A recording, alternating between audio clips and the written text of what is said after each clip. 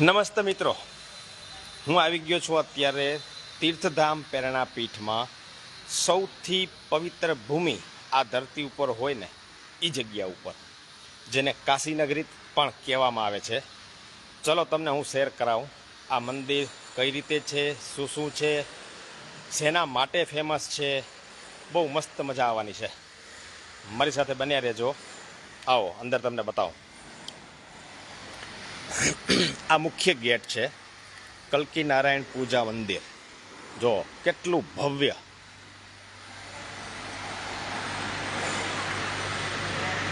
છે. કલ્કી તીર્થધામ પ્રેરણા પીઠ આપનું સ્વાગત કરે છે. ભોજન પ્રસાદ, સ્વાગત ઓફિસ, પ્રસાદ વિતરણ, દાન ભેટ, ઉતારા વ્યવસ્થા.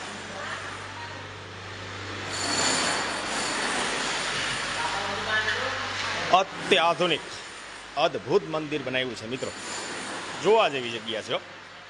તમને પૂજાખંડ બતાવીશ, આ જગ્યાની માહિતી આપીશ. બહુ મજા આવે એવી જગ્યા છે. એટલું ભવ્ય અને જબરદસ્ત મંદિર બનાવ્યું છે. અમદાવાદથી માત્ર 20-22 કિલોમીટરના અંતરે.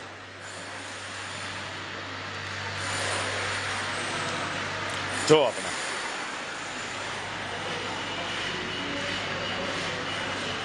આ છે કલ્કી ભગવાનનું ચિહ્ન, નિષ્કલંકી 10મા અવતાર.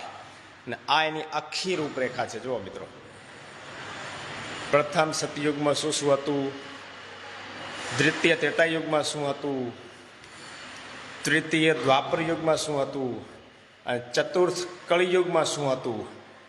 તમે જુઓ કેટલી અદ્ભુત કલાકૃતિ. આ આખો જે નિવાસસ્થાન છે ને એ સંતો માટે છે, બધી વ્યવસ્થા.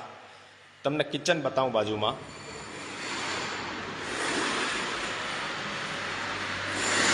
આ સામે નારાયણ ભવન છે. જો યદા યદા હિ ધર્મસ્ય ગ્લાનિ વર્તતે ભારતે, વાહ ક્યા વાત હૈ.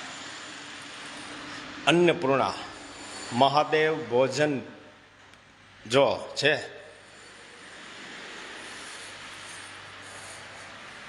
મહાદેવ ભોજન પીરસે. લ્યો, આ કિચન હવે ચાલુ થવાનું છે. અદ્ભુત કિચન છે, શું ડિઝાઇન છે મિત્રો. આવા જેવી જગ્યા છે. તમે ગુજરાતના કોઈ પણ ખૂણે હોય, તમને મિત્રો આ જગ્યા ઉપર આવવાનું જો ટાઈમ મળે તો ખરેખર વિઝિટ લેવા જેવી જગ્યા છે. અદ્ભુત જગ્યા છે અને મજા આવે એવી જગ્યા છે. હવે તમને હું પૂજાખંડ બતાવું. શેની અહીંયા પૂજા થાય છે, કયા ભગવાનને પૂજવામાં આવે છે, શું એનું મહત્વ છે, એ આખું તમને હું બતાવું. જો બને રહેજો, વિડીયો લાંબો થવાનો છે.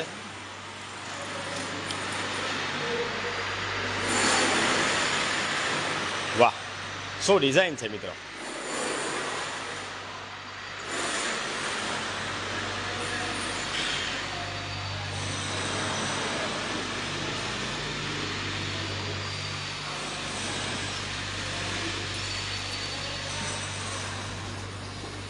માં સરસ્વતી. આ છે મુખ્ય દ્વાર મંદિરના. જો કલ્કી નારાયણ પૂજા મંદિર. થોડુંક કામ બાકી છે તો ચાલુ છે.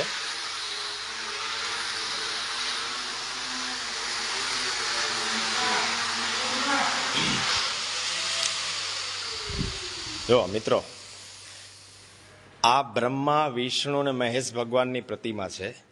અહીંયા ત્રિદેવ જેને કહેવાય ને, આખા બ્રહ્માંડનું સર્જન કર્યું હોય ને તો એ બ્રહ્મા, વિષ્ણુ, મહેશ ભગવાનની પૂજા કરવામાં આવે છે. આ એનું સિંહાસન છે મિત્રો. ઘણાને નહીં ખબર હોય તો જણાવી દઉં, અહીંયા દરરોજ સવાર અને સાંજ પૂજા કરવામાં આવે છે 32 થાળની. ઘણાને નહીં ખબર હોય, 5 દેવ છે એને અલગ અલગ થાળ ધરાવવાની હોય અને બાધા માનતામાંથી મુક્તિ આપવાની હોય. પહેલો જે થાળ છે ને મિત્રો વિષ્ણુ ભગવાનનો થાળ છે. વિષ્ણુ ભગવાનનો હંમેશા લાપસીનો પ્રસાદ ચડાવવામાં આવે. એના પછી બ્રહ્માજીનો થાળ હોય, એ શીરાનો થાળ હોય મિત્રો. એના પછી મહાદેવનો થાળ ધરાવવામાં આવે અને એ ખીર રોટલીનો હોય. પછી મહાશક્તિ, આદશક્તિને જે થાળ ધરાવવામાં આવે એ છે ચૂરમાનો. અને પાંચમો સર્વદેવ, બધા જ ઋષિઓને થાળ જમાડવામાં આવે એ મોળા ભાત જેને આપણે કહીએ છીએ એ છે. અને હંમેશા મિત્રો જોયું છે ને આપણા ધર્મના સનાતનની અંદર કે મંત્રોથી છે ને દેવ આધીન છે. તમે મંત્રો દ્વારા કોઈ પણ દેવને છે ને બોલાવી શકો. 32 થાળની પૂજા થતી હોય, પંડિત બુક વાંચતા હોય અને પૂજારી છે એ અહીંયા પૂજા ઉપર બેસતા હોય. આ અખંડ જ્યોત છે. જ્યારે પણ પૂજા થાય ત્યારે અહીંયા ત્રિદેવની 3 જ્યોત પણ પ્રગટાવવામાં આવે, જેને બ્રહ્મા વિષ્ણુ મહેશ તરીકે કહેવામાં આવે છે. જો તમે પણ દર્શન કરો. આસન સિંહાસન અદ્ભુત મંદિર છે મિત્રો. 365 દિવસ આ જે આખું મંદિર જેના ઉપર ઊભું છે એ છે શ્રી હંસતેજજી મહારાજ. આ એનો ઢોલિયો કહેતો ચાલે. આજી મંદિરનું આખું મુખ્ય તારણ છે ને જે દેવ છે એ આ છે હંસતેજજી મહારાજ. અને 10મો અવતાર કલ્કી તીર્થધામ. કડવા પાટીદારના કુળદેવી શ્રી મા ઉમિયા માતાજી. અને આ કરશનદાસ મહારાજ જે ગાદીપતિ હતા ત્યારે એને આ મળેલું છે એનું ચિહ્ન છે. જો થોડુંક કામ બાકી છે મિત્રો, એટલે અત્યારે ચાલુ છે. 365 દિવસ સવાર સાંજ અહીંયા 33 કોટી દેવી દેવતાઓને બોલાવી અને પૂજામાં આહવાન કરી અને અહીંયા જે પૂજા વિધિ થાય છે એ આ જગ્યા છે. અદ્ભુત જગ્યા છે મિત્રો. આ એટલી વાઇબ્રેટ પોઝિટિવ વાળી જગ્યા છે કે તમે આવશો તો તમને ખબર પડશે. અને ખરેખર આવા જેવી જગ્યા છે. હજી આગળ તમને બતાવું, બન્યા રહેજો.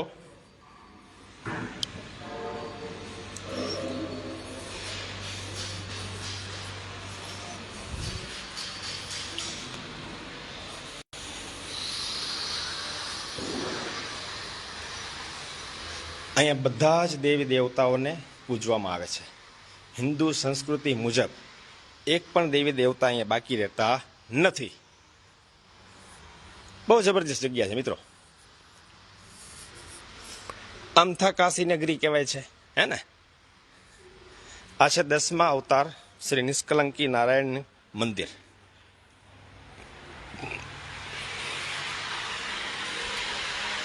જો તમે પણ દર્શન કરો. અહીંયા સેવકોને તિલક કરવામાં આવે. હનુમાનજી મહારાજ હાજર છે, તમને ખ્યાલ જ છે મિત્રો. જો કેટલી અદ્ભુત પ્રતિમા છે. નારાયણ, લક્ષ્મી નારાયણ કયો, નિષ્કલંકી નારાયણ કયો, મુझ में नारायण, तुझ में नारायण, सब में नारायण. बराबर.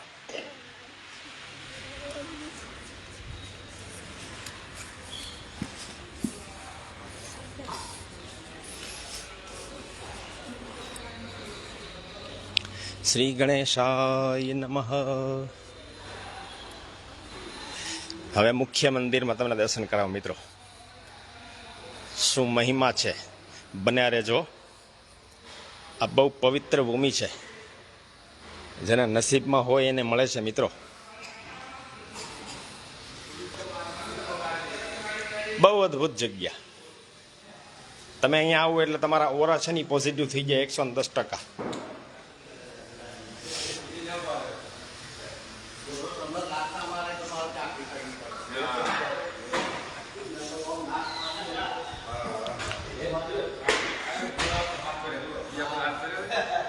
આ 650 વર્ષ જૂનું મંદિર છે મિત્રો. જો આ સદગુરુ હંસતેજજી મહારાજની જેને સેવા કરી છે ને એ છે સેવક ચંદનવીર મહારાજ. આ એની જગ્યા છે, આ એની પ્રતિમા છે, આ એનું ભવ્ય મંદિર છે. સદગુરુ શ્રી હંસતેજજી મહારાજ અખંડ દિવ્ય જ્યોત. જો એના દર્શન કરાવો મિત્રો તમને.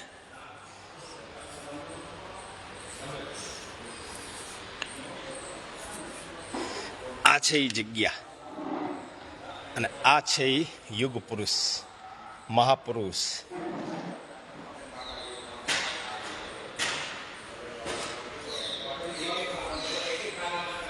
બહુ પોઝિટિવ જગ્યા છે મિત્રો.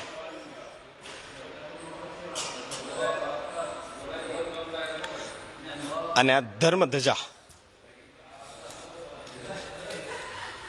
જો મિત્રો, આની ઉપર કોઈ પણ વ્યક્તિ સરળતાથી આ નિશાન છે એની ઉપર ચડી શકે. જો છે દોડી ધજા લહેરાય મારા અલખ ધણીની. છે ને મિત્રો?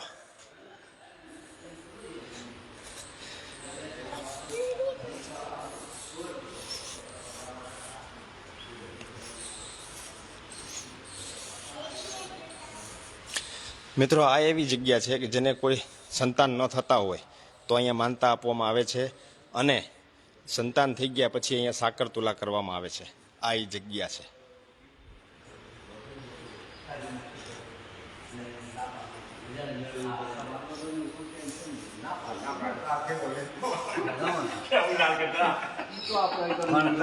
જો છે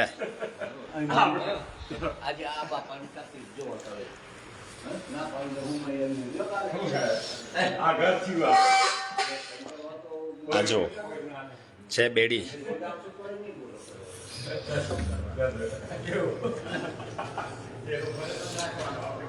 જો એટલી પોઝિટિવ જગ્યા છે મિત્રો. તમારી જાણ ખાતર ભારત દેશના ઇતિહાસમાં શાયદ એવું કોઈક મંદિર હશે કે જ્યાં સવારે 4 વાગે શંખનાદ કરવામાં આવે છે. આ એ પવિત્ર કુંવારી ભૂમિ છે કે જેના દર્શનથી મિત્રો આખી દુનિયા તરસે છે. ગુજરાતના જેટલા પણ મુખ્યમંત્રી છે એ બધા અહીંયા દર્શન કરવા આવે છે. તમે પણ દર્શન કરો. સદગુરુ હંસતેજજી મહારાજજી છે ને, એ જ્યારે પણ દેવલોક પામ્યા ત્યારે આ જ્યોતની અંદર સમાઈ ગયા અને જે કાંઈ પણ શક્તિ છે ને અત્યારે એ આ જ્યોતની છે. જુઓ કેટલી અદ્ભુત જગ્યા છે.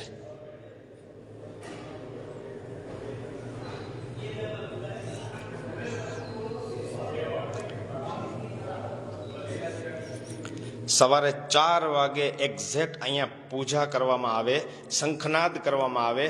મારા ખ્યાલ પ્રમાણે ભારત દેશમાં ઇતિહાસમાં પહેલું એવું મંદિર હશે કે જ્યાં સવારે 4 વાગે મિત્રો 650 વર્ષથી આ પૂજા પાત્રીનો સ્વીકાર કરવામાં આવે છે અને પૂજા અહીંયા સવારે 4 વાગે કરવામાં આવે છે મિત્રો. એ પણ બધાની હાજરીમાં. આ પવિત્ર જગ્યા છે મિત્રો. જો તમે દર્શન કરો, અદ્ભુત જગ્યા છે. અને મેં તમને જે બાળે બેડી પહેરાવી ને, બતાવી ને મિત્રો, કોઈની માનતા હોય અને કોઈને એમ થાય કે મારું આ કામ થઈ જશે તો મારી બેડી ખોલો, તો એના માટે એ પણ વ્યવસ્થા છે. આ સતની જગ્યા છે મિત્રો. ખરેખર એક વખત તમે મુલાકાત લ્યો. રહેવા જમવાની વ્યવસ્થા બહુ અદ્ભુત છે. તમને મજા આવી જશે. હું દાવાની સાથે કહું છું, આ એવી ઉર્જાવાન જગ્યા છે, એવી પવિત્ર જગ્યા છે. તમે પણ દર્શન કરો. જો છે. બોલો શ્રી નિષ્કલંકી નારાયણ ભગવાન કી જય. સદગુરુ હંસતેજજી મહારાજ કી જય. કલ્કી તીર્થધામ પ્રેરણા પીઠ કી જય. અને આ શંખનાદ, એના પાદુકા અને અખંડ જ્યોત. બરાબર મિત્રો, બન્યા રહેજો. જેટલું બને એટલું શેર કરજો. આ એવી જગ્યાનું મેં તમને ઇતિહાસ કીધો છે કે જે બહુ પવિત્ર જગ્યા છે. અને હું કાયમ અહીંયા આવું છું અને જ્યારે જ્યારે આવું ત્યારે નવી ઉર્જા લઈને અહીંથી જાઉં છું.